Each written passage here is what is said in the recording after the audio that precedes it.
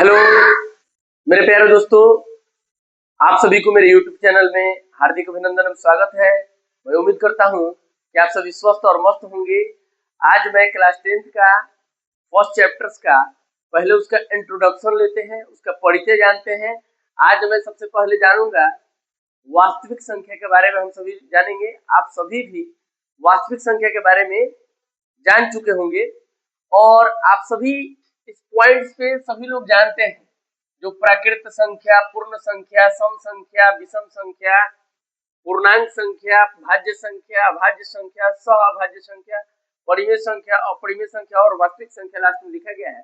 आप ये सभी पढ़ चुके होंगे, लेकिन एक बार फिर से मैं इसको रिपीट कर देना चाहता हूँ। इसको शॉर्ट्स में मैं आज समझाऊंगा और एक बार फिर से डिटेल्स में मैं आप लोगों को इसको विस्तार से बताने, नेक्स्ट वीडियो में विस्तार से बताने वाला हूँ। आज सबसे पहले हम लोग इसका डेफिनेशन जानेंगे और एक एक करके इन सभी को शॉर्ट्स में समझेंगे। आइए वास्तविक संख्या चैप्टर स्टार्ट करने से पहले उसके मुख्य बिंदुओं पर हम ध्यान देते हैं। तो आइए, वास्तविक संख्या आखिर रियल में है क्या? वास्तविक संख्या कोई तो संख्या होगी, वही तो संख्या होगी,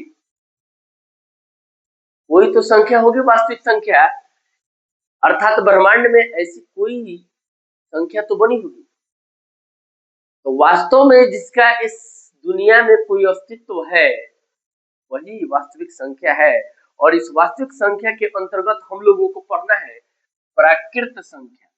तो यहाँ पर आपके बोर्ड पे लिखा हुआ है प्राकृत संख्या, जिसको अंग्रेजी में नेचुरल नंबर के नाम से जानते हैं। और प्राकृत संख्या, आप इस वीडियो में बने रहिएगा, आपकी एक एक कॉन्सेप्ट को मैं क्लियर करने वाला हूँ, एक एक चीज को बारीकी से समझाने वाला हूँ। आप सभी को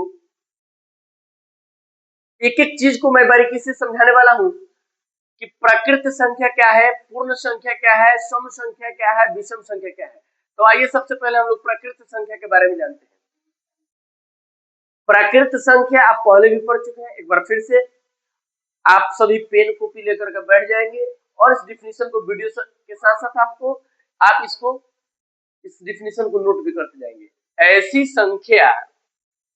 संख्या जो एक से प्रारंभ होती है, अर्थात गिनती की संख्या को प्राकृत संख्या कहते हैं।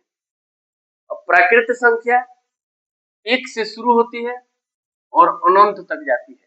इसको हम शॉर्ट्स में आपको समझा रहे हैं। नेक्स्ट वीडियो में मैं आपको इसको काफी डिटेल्स में बताऊंगा। उसके बाद आता है पूर्ण संख्या, जिसको हम लोग होल नंबर बोलते हैं। तो होल नंबर जो है ये शून्य से प्रारंभ होती है और अनंत तक जाती है। शून्य से प्रारंभ होती है, अनंत तक जाती है। सम संख्या वैसी संख्या जो दो से पूर्णतः विभाजित हो, उसे हम सम संख्या कहते हैं, जैसे कि 2, 4, 6, 8, 10 इत्यादि। विषम संख्या जिसको हम ऑड नंबर बोलते हैं, वैसी संख्या जो दो से पूर्णतः विभाजित न हो उसे हम विषम संख्या कहते हैं, जैसे कि 1, 3, 5, 7, 9। पूर्णांक संख्या अर्थात इंटीजर, तो वैसी संख्या जिसमें negative to positive number add हो, यानी कि 0 से पहले पूर्ण संख्या में ये ऋणात्मक संख्याएं शामिल हो जाती है, तो वैसी संख्या पूर्णांक संख्या कहलाती है। जैसे कि -3, -2, -1, 0, 1, 2, 3, इसको आप नंबर लाइन पे आसानी से समझ सकते हैं। उसके बाद आता है भाज्य संख्या, जिसको हम लोग कंपोजिट नंबर बोलते हैं। कंपोजिट नंबर भाज्य संख्या उसे कहते हैं कि वैसी संख्या जिसकी दो या दो से अधिक गुणनखंड शामिल हो, उसे हम भाज्य संख्या कहते हैं। जैसे कि 2, 6, 8, 9, 15 इत्यादि। ऐसी बहुत सारी संख्या है जिसके दो या दो से अधिक फैक्टर हो। अभाज्य संख्या प्राइम नंबर का डिफिनेशन, यानी कि वैसी संख्या जो एक और स्वयं के अलावा अन्य किसी भी संख्या से विभाजित न हो, उसे अभाज्य संख्या या ऋण संख्या कहते हैं। जैसे कि 2, 3, 5, 7, 11 इत्यादि, जिसमें 2 जो है सबसे छोटी सम और अभाज्य संख्या है। इसके बाद आते हैं सह अभाज्य संख्या पे, जिसको हम लोग को प्राइम नंबर बोलते हैं। को प्राइम नंबर, को प्राइम नंबर, को प्राइम नंबर सह अभाज्य संख्या उसको बोलते हैं जिसमें उस अभाज्य संख्या के बीच कम से कम 2 का डिफरेंस हो, जैसे कि 5, 7 और यहाँ पर 2, 3 एक अपवाद में है।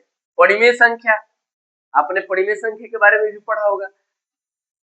तो परिमेय संख्या रेशनल नंबर, परिमेय संख्या उसे कहते हैं जिसे हम p/q के रूप में लिखते हैं।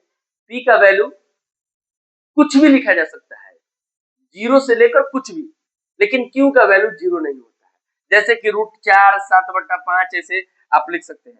अपरिमेय संख्या इरेशनल नंबर, जिसे हम p/q के रूप में नहीं लिख सकते हैं, उसे हम इरेशनल नंबर बोलते हैं, जैसे कि √5, √7, √11। इसके बाद इन सभी संख्याओं को जिस संख्या में शामिल कर लिया जाता है वही हो जाता है वास्तविक संख्या, जैसे कि यहाँ पर √4, √11 ऐसे बहुत सारे एजी अनंत तक जाती है। इस वीडियो में आपको हमने शॉर्ट्स में समझाया है। इसके बाद हम अगले वीडियो में, अगर आपने को ये वीडियो अच्छा लगा तो लाइक, कमेंट, शेयर करेंगे और इसको हम अगले वीडियो में एकदम डिटेल से लेकर के आएंगे। धन्यवाद।